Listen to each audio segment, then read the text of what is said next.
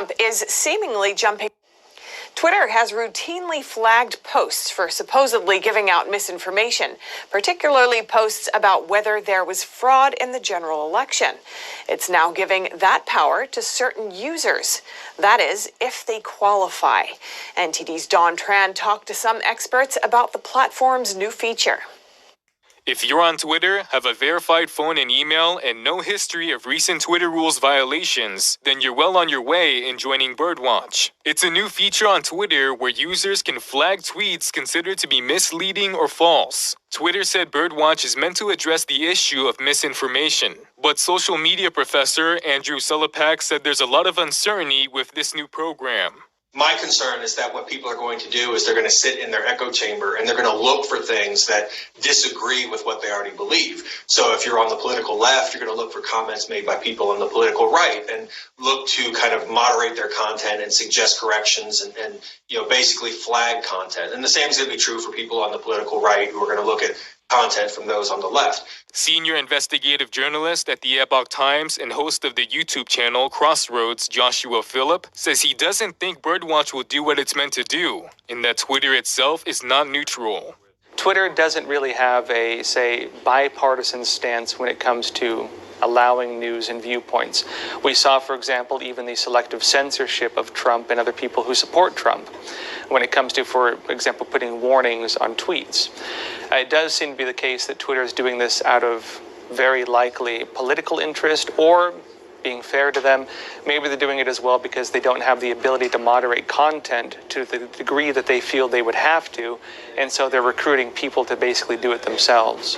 During the 2020 election, Twitter reported that it flagged 300,000 tweets, most of them relating to alleged voter fraud. At the same time, the platform said the Chinese Communist regime's posts that denied there's forced labor in Xinjiang province did not violate its rules. Selepak says there are a lot of questions about who will be part of Birdwatch. The issue is that who are these people that are going to be chosen? Who is going to be allowed to do it? And then what are their backgrounds?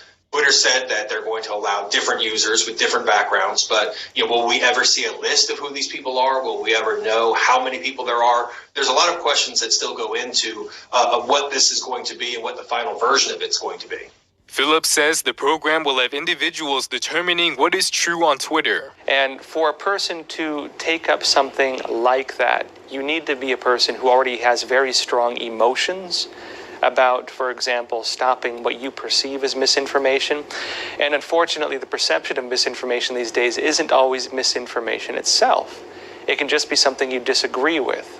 And so the question is going to be, what constitutes truth and what constitutes allowed truth? Phillips says Twitter's new feature is not so different from actions made by communist regimes in the past. He pointed to communist China in the 20th century, where children reported on their parents, leading to their executions and the children being cast away by the Chinese Communist Party. The effect of programs like this is people start losing trust in each other, and people start looking out at each other as basically thought police.